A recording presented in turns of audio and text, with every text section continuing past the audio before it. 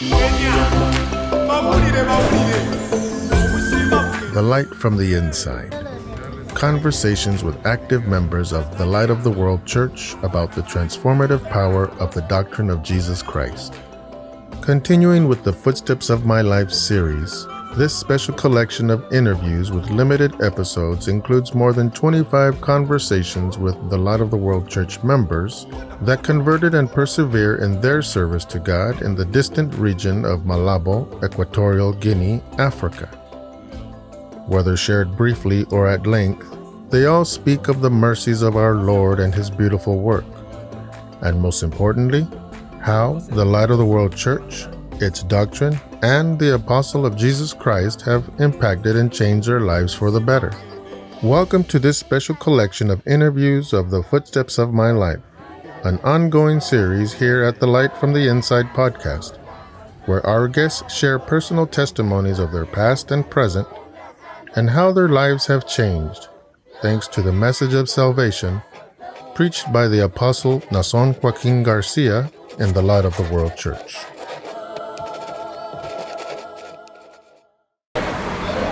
Welcome back to another episode of The Light from the Inside. I'm here with Brother Cyrick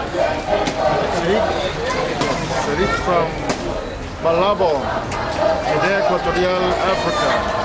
Another member of the Light of the World Church who is here to tell his testimony of how he came to learn of the church and how the church impacted and changed his life. So, Brother Cyrick, welcome to the show. If you can please tell the brothers, the listeners, even those not of our faith, brother, how long you've been in the church of the Light of the World. Once again, brother, this is what you do. I've been in the church for 4 years now. Right from the day I came to this country. I'm not from this country, Guinea Equatorial. I'm from a neighboring country, Cameroon, which is a neighboring country to Guinea Equatorial. Right from the first day I came to this church, I came to this country. The next day my sister took me to church and introduced me to the Light of the church. At first, brother, I never knew the Light of the World Church. My sister introduced me to the church. I went to Catholic church. I worshiped in the Catholic church. There I knew that was the best doctrine I could ever imagine. But when it came to the Light of the World Church, that fateful Sunday morning, my sister took me to church. I went to church. I was feeling a little bit reluctant to go to church because we were already brainwashed by the Catholic Church. That was the best gospel you could ever imagine. I was feeling reluctant, like not going to other churches, like the way other churches behave. But my sister encouraged me, let's go. I said, okay, sis, let's go. When I came to the Light of the World Church, the first day, I received the gospel first, the true gospel. That gospel made me to know the complete difference between the world and being Christ. It was like something just came in me and completely changed my mind, changed everything about me. And from that day, I made a promise to myself, I'm staying in the church. It's the Light of the World Church. This is where the true gospel is. And from that day, I keep coming to the church. Keep on coming to the church each and every day from work. I make sure before it is 6 o'clock or 6:30, I'm already in church because I never wanted to waste a day with this gospel. Because this gospel was what was completely transforming each and every day. And people were seeing the difference. Until then, I got baptized. After being baptized, the brother encouraged me. The brothers the ministers who were leading us, encouraged me very to baptism. They like me to start taking prayers. From taking prayers, I tried that I was going to prayer to take the prayer. It was really challenging because it's something I've never experienced in my life. I've never tried it. I was a little bit nervous, but it kept me going each and every day because I make sure I go in search of the Lord, in search of the beautiful gospel, the beautiful teaching I'm going to bring to transform the life of my brothers, because someone has transformed my life. So each and every day it made me to go to search more about the gospel of Christ, because I needed to come keep that beautiful teaching too. That's my chance for that to me. So it kept me going each and every day. But I had a little bit of challenge because this is a Spanish country. You know, like speaking in English, preaching in English is really challenging because back then we just have just two sisters who speak English, who could usually translate. It was really challenging because I really felt like they are the only two in the family who understand what I'm saying. So I had to go in order to study more, in order to do research on the Spanish language. So I had to transmit that message, I had to send that message to the life of brothers and sisters. Then I started going day. But brothers, there's just one thing that always kept me going: the beautiful teaching. The beautiful letters, as we said, always encourages us. Go to the prayer each and every day. When challenges come, that's the best time. That's the best moment to go down on your knees and talk to God. That's what people are doing.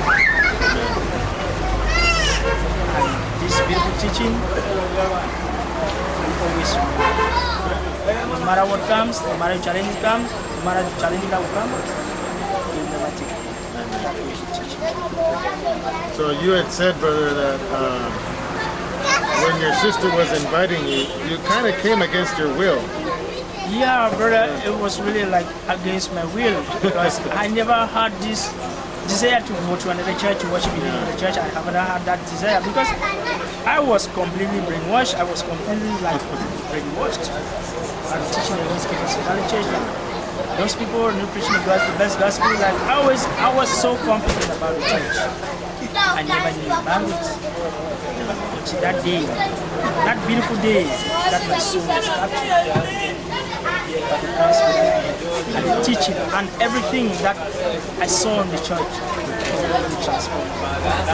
And just to clarify, in saying that you came against your will, it's not that your sister forced you, it's that you came out of respect for her. Yeah, brother. To fulfill that desire she was inviting you. Because, brother, it was like, how would I say? It was like, I never knew somebody could take me away from the Catholic church. I never knew somebody could tell me anything that I could even hear. But that same day, she never used force on me. Just a few words, brother, tomorrow we'll be going to church. I was like, I want you to show me a Catholic church that you go to. I said, no, I'm going to my church. I want you to go and listen to the gospel. I was like, okay, let's go. It was like something was moving me. It was completely moving me. It was like something like a procedure.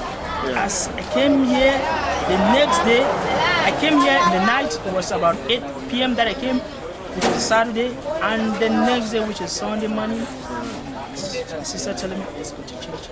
And that same day, what I had in mind, that there's no other teaching, any other church that can transform me, any other teaching I can hear apart from the Catholic church, Catholic doctrine.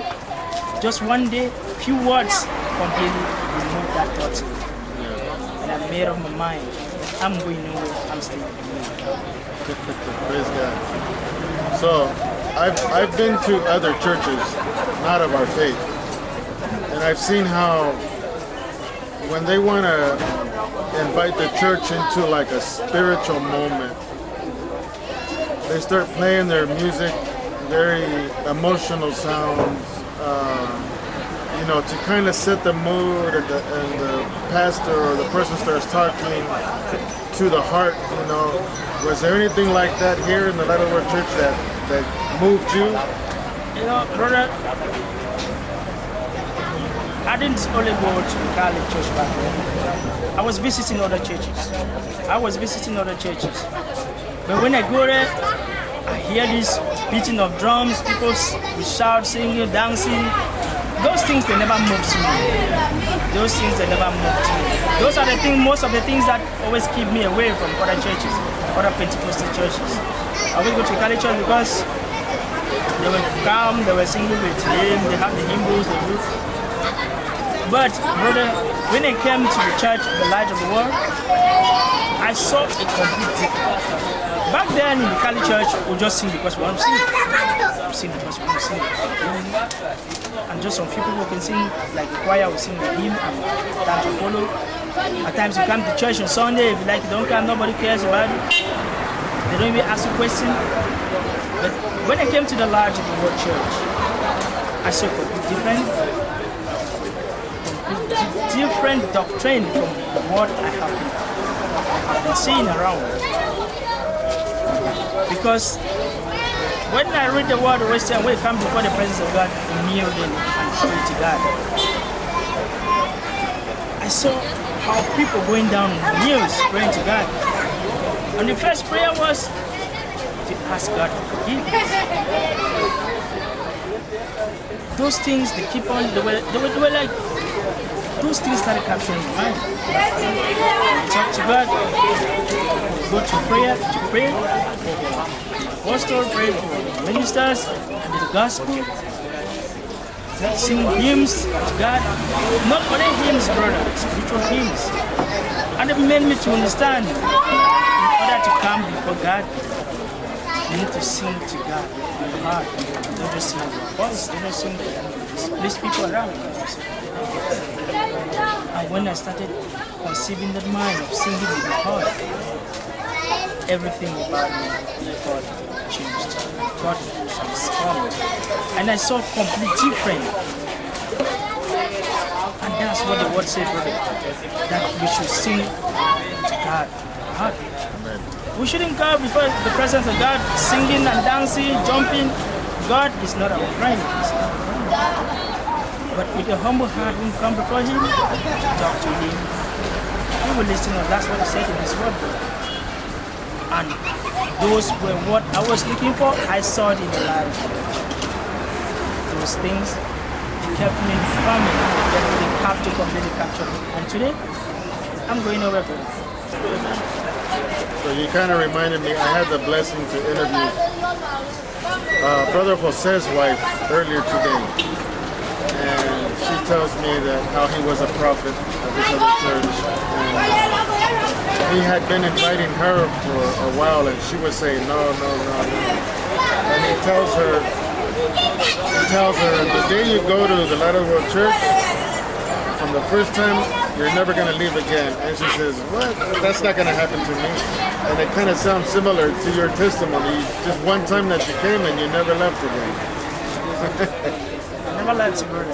Yeah. And from the day I came, I started coming more and more, and the sisters were like, you just come in. Just visitor. Just come in. And I kept on coming each and every day. I kept on coming, brother. I kept on coming. And another thing, brother, that kept me going, is the fact that whenever I come to church, after church, the sister, the brothers who ask me, brother, did you understand the word? Did you understand the teaching, the gospel? Is there anything you can ask? Is there a question? With that, brother, those things in which I was not asked, and I knew more because they were already there to answer me. They were already to give me the answer of what I ever wanted. They always gave you time. They always give me the time. I had enough time to be with them. They always tell me, brother, we are here. If you have anything that troubles you, no matter the time, come, knock our doors, we're open. We're going to receive you and we're going to give you the answers to what you ask. Those were the things that keep me going. Amen. So usually I invite the listeners, not of our faith, to come and visit us without any obligation. You know, and I say, come get to know us. instead of hearing about the Light of the World Church from someone else, second, third hand, that doesn't really know the church, come for yourselves and get to know us. Come sit in. What would you say to a visitor, someone listening that's not of our faith, that would like to know more? What are they going to find at the Light of the World Church? To all the listeners who are not from this, who are not from the Light of the World, I was once like you. My life is not something I'm proud of to say. But when I listen to the true gospel from the authentic apostle of Jesus Christ, it brought me guidance into my soul. I invite you, brothers and sisters, wherever you are, to take that challenge. Everyone wants to come to the light of the church. Come listen to the word. Here they don't force you. Here they don't take you, they don't give you money to come to church, as they would do to other churches. They don't use instruments and all other things to capture you. Your heart belongs to God. Only you and your God can tell. Here in the Light of the World Church, they don't force you. They don't force you to come. They don't bribe you to come as other people do. This is the arena of liberty. Come one, come all. Come one day, come visit us. Come visit the Light of the World Church. Come listen to this gospel. See the difference from what you are doing now. Then you realize here is the arena of liberty. Here the truth is being spoken. Here they don't say things because they want to please people. As other people call themselves prophets, we say they want to give words that will please you guys out there. No. Here they tell you the truth, and because the truth is what is going to set you free. This is the light of the church. It is the light because, as the word says, a city built on a hill cannot be hidden. So, as the light, we're going to shine because that city is on a hill. Everyone's going to look at that city. Try to find out what's in that city. Try to find out what. When you enter there, you see the light, and that light is what causes you to remain. There is more to learn, brother. There is more to learn because I myself, I haven't gone. The truth has, I haven't even known the little about it, about the word of God. But if you come here too, brother, you will listen to those little words and you make your decision if you're supposed to be here or not. And as I will tell you, I bet you will not go back. You may be the same as well. Because here, as they call it, the light of the world. You cannot put, as the word says, you cannot light a candle and heat it under the pan. You put it on a lampstand for it to shine bright in the house. And that candle, which is put on the lampstand, is the church. As it's bright, as it's going to brighten the house, it's going to brighten your soul too. Your soul is that house. Come listen to the word. Come and be blessed. Amen. Yeah, brother. It's a beautiful day. Yeah. A happy day. Brother, final question for our brothers and sisters now from the United States or anywhere else that are tuning in. One final message to our brothers and sisters that might be listening. Brothers and sisters, may the peace of God, the peace of our Lord Jesus Christ continue to dwell with each other. And I always pray that let that path that God has placed for us, let us never move away from it, and let us keep focusing. Let us also keep believing in the word of God and in the teaching of the Holy Apostles. Because brothers and sisters, on that last day, our wishes is His name take us to our God. Take us to our Lord. I tell him, these are the souls we trusted in the end. These are the souls I'm going to follow. Then, brothers and sisters, you and I stand in front of God, giving glory to Jesus. Bless you. God bless you, brother. So that concludes this episode, and we'll see you on the next one. God bless you all, and God bless you for tuning in. God bless you. God bless you, brother. God bless you for time. To all our listeners, may the Lord reward you and bless you for tuning in. The goal of these conversations is to allow you to hear firsthand, directly from faithful members of the Light of the World Church, how its doctrine has changed us through personal and spiritual, life-changing experiences and triumphs. God bless you all for hearing.